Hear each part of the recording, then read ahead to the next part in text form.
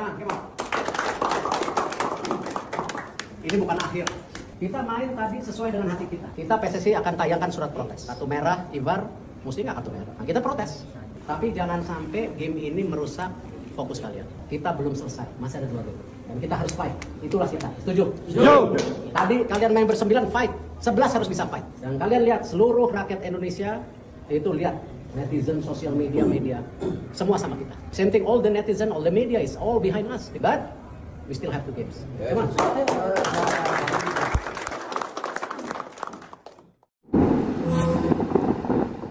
Kasih aja pialanya ke Qatar sekarang. Ini piala settingan. Emang berat perjuangan timnas kita lawan panitia tuh. Man of the match pada pertandingan tadi adalah ini, wasit. Beberapa keanehan keputusan wasit pada laga ini. Yang pertama, penalti buat Qatar. Ya oke, aneh banget tiba-tiba cek VAR. Terus mungkin dari angle beberapa angle terlihat mungkin Rizky Ridho kayak nabok pemain Qatar ya. Tapi kalau menurut gue itu enggak lah. Ada satu angle yang menunjukkan kalau itu enggak gitu loh.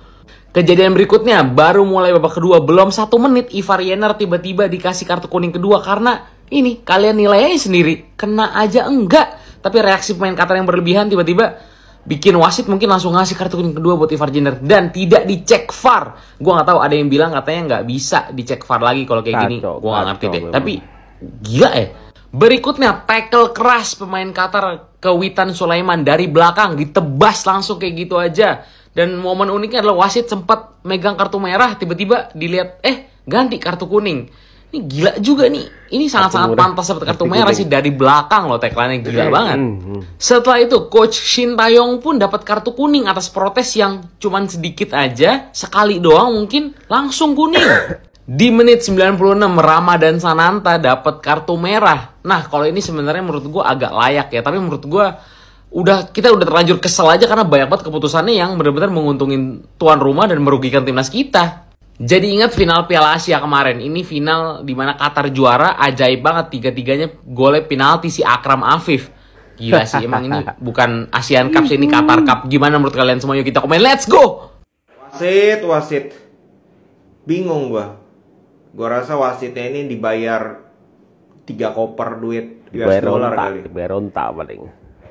Gue nggak ngerti, bener-bener nggak ngerti. Oke, penalti gue masih bisa paham karena menurut gue sih ikut. Tapi untuk full, Ivar Jenner dapat kartu kuning kedua. Ivar Jenner 2 kali ngelanggar, 2 kali kuning. How can segampang itu ngeluarin kartu kuning ke pemain? Padahal Ivar Jenner tuh nggak bener-bener gak ada niat untuk melanggar, nggak keras dan sebagainya. Dia justru menghindari kena kartu kuning. Itu udah jelas mengubah, kalau gue bilang, membuat kita yang bisa sebenarnya comeback menjadi drop lagi karena bermain dengan 10 pemain sejak menit awal babak kedua, sehingga ya kayak gitu. Udah gitu pemainnya banyak yang jatuh lagi Qatar. Gua nggak ngerti lah itu drama kakinya pada kayak jelly semua, mungkin pada rentan cedera tapi bisa bangun 2 menit setelahnya bisa bangun lagi, bisa sehat lagi. Gua nggak ngerti actingnya belajar dari mana, tapi yang jelas kekalahan yang sangat menyakitkan karena kita sebenarnya tidak harusnya kalah. 2 gol dari set piece, satunya penalti, satunya free kick. Qatar nggak ada bagus-bagusnya sama sekali. Ya memang kita nggak lebih bagus sih, tapi kita definitely bisa melawan, definitely bisa memberikan perlawanan. Tendangan dari Marcelino on target juga mampu di save. Lalu ada beberapa kali setengah peluang lah, kita nggak banyak peluang emas juga karena memang kekurangan pemain itu yang menjadi problem. Udah gitu ditambah Ramadan Sananta pula pakai ngepull, udah tau ada VAR, itu layak merah. Tapi memang banyak sekali pelanggaran-pelanggaran di Indonesia tidak dianggap, Marcelo didorong dan sebagainya, itu luput dari pengawasan wasit. Jadi ya mau gimana lagi? Ya ini sudah terjadi. Mau silaturahmi ke IG wasit juga gue rasa nggak penting lagi, udah nggak bisa diubah apa-apa. Fokus next game aja. Tanpa Ivar Jenner, tanpa Ramadan Sananta, wah lumayan berat. Tapi ya kita lihat aja. Oke? Segitu dulu. Ini adalah cuplikan kartu kuning kedua dari Ivar Jenner yang membuat momentum Indonesia berubah. Jujur gue tidak mengerti karena itu sama sekali tidak kena. Sama sekali tidak kena. Ivar Jenner coba sampai heran. Tetapi dikasih kartu kuning kedua oleh wasit. Terus bertanya, kenapa tidak dicek VAR? Tidak bisa jawabannya. Kartu kuning kedua tidak bisa dicek VAR untuk dibatalkan. Kartu kuning kedua bisa dicek VAR kalau potential direct red card. Jadi kartu kuningnya dibatalin jadi kartu merah kayak kasusnya Sergio Ramos. Kalau dibatalin nggak bisa. Kartu kuning itu murni keputusan wasit di lapangan. Jadi yang katro adalah wasit di lapangan. Oke, itu jelas. Yang kedua, Ramadan Sananta itu memang kartu merah kalau gue bilang karena pool di situ.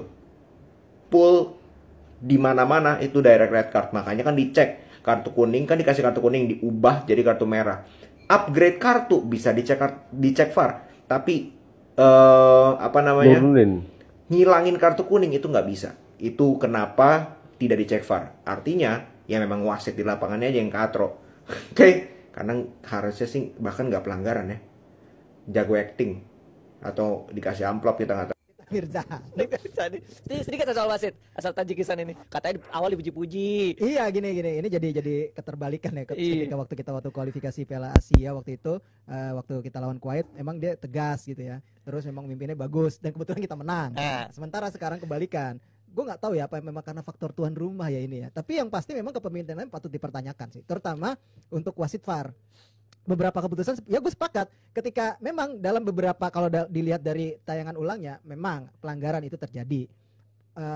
Benar lah gitu apa yang diputuskan itu. Tapi ketika kita yang diperlakukan seperti itu, VAR itu seperti tidak diberlakukan ke kita. Kayak ke mereka ya, ke Qatar.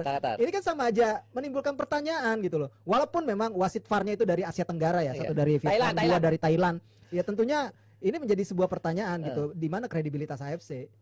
Ya itu sih, gue ngeliatnya itu aja, apa namanya kredibilitas dalam penunjukan wasitnya. Iya. Nah, hal yang merugikan selain Witan ada lagi nggak? Banyak. Witan tadi, ya Marcelino tadi dijatuhin itu. Ivar Jenner juga. Ya, Ivar Jenner itu kan tipis banget ya. Ya itu memang perdebatannya itu pasti akan interpretasinya beda-beda. Kalau kita tuh paling cuma poles doang. Tapi sepoles-poles itu actingnya emang pemain Qatar emang gokil juga sih. Apa namanya kesakitannya apa segala macam sehingga itu pas dilihat di tayangan ulang juga poles yang dikit itu emang agak perih sih kalau kena full emang. Tapi kalau menurut gua itu Ivar tuh mungkin pengen lewat sebenarnya. Pengen lewat tapi tetap kena dengkulnya tuh pemain gitu loh. Sekalian dicek aja sekitar seminggu sebelum dan seminggu setelah pertandingan ini tuh wasit jalan-jalannya kemana aja. Itu dia. Belanja nggak, diundang nggak, ke rumah siapa. Jadi yang dicek itu bukan cuma wasit. Ini kan kita bukan siaran di TV nih. Iya. Jadi kan kita point of view dari YouTube kan macam-macam. Ya kan cek aja H-7 sama H+7 lawan Indonesia. Itu wasit perginya kemana. Jadi berarti yang disorot itu jangan cuma wasit yang memimpin di lapangan, tapi wasit VAR juga lo harus cek IG-nya ya. Wasit yang di VAR juga harus cek IG-nya. Yang ketiga adalah cek juga tim nasional kita. Bahwa harus ada perbaikan juga. Nggak melulu kita nyalain wasitnya gitu. Tapi gimana permainan kita sendiri? Ya, kalau dari segi permainan emang gue sepakat ini enggak. Ya belum kan? jauh. Belum dapat performnya. Dan gitu. babak pertama babak kedua belum ada beda jadinya. Iya, cuma memang kita menang lebih fighting spirit. Secara agresivitas oke, kengototan oke, kemudian ball possession oke. Ya gue sih ngeliatnya emang Qatarnya nggak istimewa. Qatar tuh nggak bisa main dalam tanda kutip ya, nggak bisa mainin bola, nggak bisa menjaga, dia kan unggul jumlah pemain ya, memanfaatkan dia tidak bisa memanfaatkan itu dengan kualitas Qatar yang katanya papan atas Asia ini sih nggak banget, malah levelnya kalau gue bilang sama kayak kita gitu, sama lah, nggak jauh lah. Nah Qatar nggak istimewa. Ini pelanggaran dari mananya guys, lihat itu, nggak nyentuh, bisa-bisanya terkena kartu kuning kedua guys. Dan membuat Ivar Jenner terkena kartu merah. Pelanggarannya dari mana tuh, lihat itu, gak nyentuh. Ini wasit dari tadi sangat-sangat merugikan Indonesia guys. Harus kita tandain ini wasit ya. Mungkin kalau penalti tadi di babak pertama oke lah, karena ada kontak tangan dari Rizky Ridho ya. Meskipun itu sebenarnya mah kagak penalti ya. Oke lah kalau itu. Lah ini gak masuk akal cuy, lihat itu, nyentuh aja enggak. Bisa-bisanya kena kartu kuning. Minimal tuh ada diskusi oleh wasit kedua gitulah ya. Mau main kartu kuning seenak sendiri aja nih wasit. Melawan panitia Qatar emang sulit guys ya. Udahlah, langsung aja kasih pialanya ke tuan rumah VAR. Sekelas wasit FIFA kayak gini kualitasnya. Dari mulai kartu merah goib, standar ganda, sampai review VAR yang sebenarnya nggak perlu-perlu banget. Ini pertandingan paling menggelikan tanda kutip selama aku nonton timnas Indonesia sob. Mungkin ini yang membuat sepak bola Asia sulit untuk maju. Ketika sepak bola Eropa sudah meninggalkan ulur-ulur waktu yang gak perlu dan menjunjung tinggi apa itu fair play. Sementara di sepak bola Asia yang kayak gini-gini malah nambah parah. Sebagai penutup, aku mau mengucapkan selamat buat Qatar U23 yang berhasil menjuarai Piala Asia U23 2024. Paling juaranya Qatar tuh kan. Selamat. Wasit, dan wasit. Itulah kata-kata yang bisa kita kesalkan malam ini. Sungguh banyak keputusan wasit yang sangat merugikan timnas U23 Indonesia saat menghadapi Qatar yang selaku tuan rumah, ya pasti diuntungkan. Indonesia harus mengakui keunggulan Qatar 2-0 dan 2 kartu merah dari yang diterima oleh pemain Indonesia itu sangat tidak pantas. Sungguh-sungguh jelek kepemimpinan wasit ini malam ini. Jadi untuk kawan-kawan semua, kita harus bisa bersabar dengan pertandingan ini. Kita memaklumi ini lawan kita tuan rumah. Tuan rumah di mana-mana itu tetap diuntungkan. Jadi Indonesia bermain sungguh dengan daya juang tinggi hingga pertandingan selesai. Oke, thank you. Wasit Qatar menang gara-gara wasit.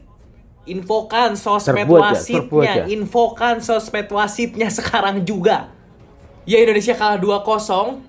Ini rasanya seperti dijajah oleh wasit, seperti dibodoh-bodohi oleh wasit, seperti dicederai wasit, seperti dizolimi wasit. Ini adalah yang sebenarnya terjadi di pertandingan ini karena Indonesia bukan melawan Qatar, tapi melawan duit wasit. Ya, yang pertama Ivar Jenner, jelas-jelas nggak ada sama sekali kontak fisik, nggak ada sama sekali. Tiba-tiba kartu kuning kedua nih, kita lihat dulu videonya, kita lihat dulu. Semua orang yang memiliki mata di dunia ini tahu ini bukan pelanggaran. With 10 men,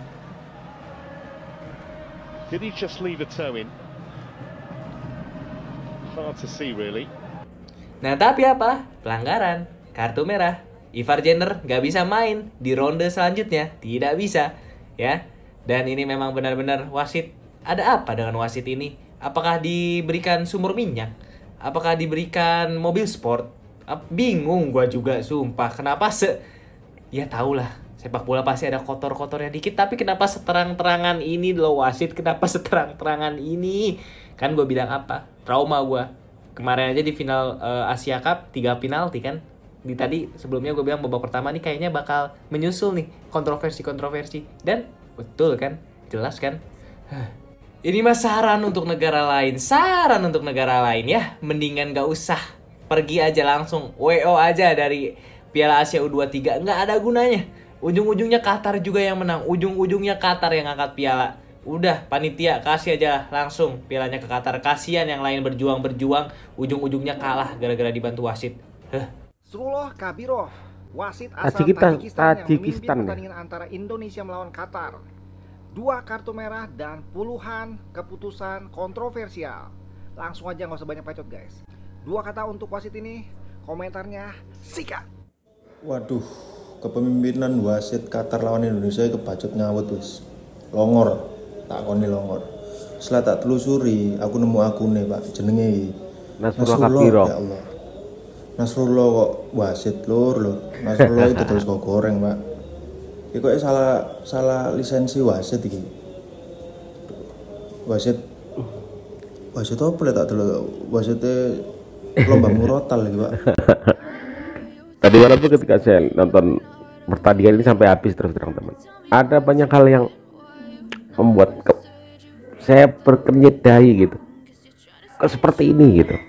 Sudah babak pertama sudah 1 kartu merah, babak kedua tambah lagi 1 kartu merah. Kemudian ada banyak keputusan-keputusan yang membuat penonton juga bingung apa yang dilakukan oleh Kabirov ini, Nasrullah Kabirov.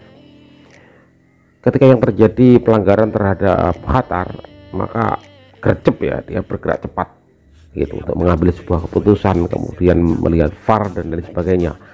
Tetapi ketika Indonesia yang terjadi mendapat pelanggaran, tidak sekalipun menunjuk melihat VAR, tidak sekalipun. Bahkan ada pelanggaran terhadap Marcelino, Witan Sulaiman, lempeng-lempeng aja, adem-adem aja, tetapi yang terjadi ketika Qatar yang dilanggar, maka yang terjadi gerak cepat ya, mengeluarkan kartu, lihat VAR ya. Ini kan namanya jomplang, bukan kita tidak menerima kekalahan, enggak, tapi prosesnya ini loh gitu. Apapun hasilnya kita tidak akan bisa merubah sebuah keputusan, tapi balas dendam terbaik adalah IG-nya banyak, IG-nya banyak, IG-nya kita serang aja, IG-nya kita bikin mentalnya jatuh gitu. Karena kekuatan kita hanya di situ. Gawat teman-teman, walaupun pada pertandingan berikutnya dipastikan tidak ada Ivar Jenner, tidak ada Ramadhan Sananta, nggak apa-apa. Saya melihat perjuangan dari Garuda Muda timnas U23 nyerang terus, kemudian penguasaan bolanya lebih unggul ya, daya juangnya luar biasa untuk timnas kita. Terus berjuang teman-teman ya, untuk timnas U23 jangan patah semangat, perjalanan masih ada dan kesempatan itu juga masih ada. Assalamualaikum.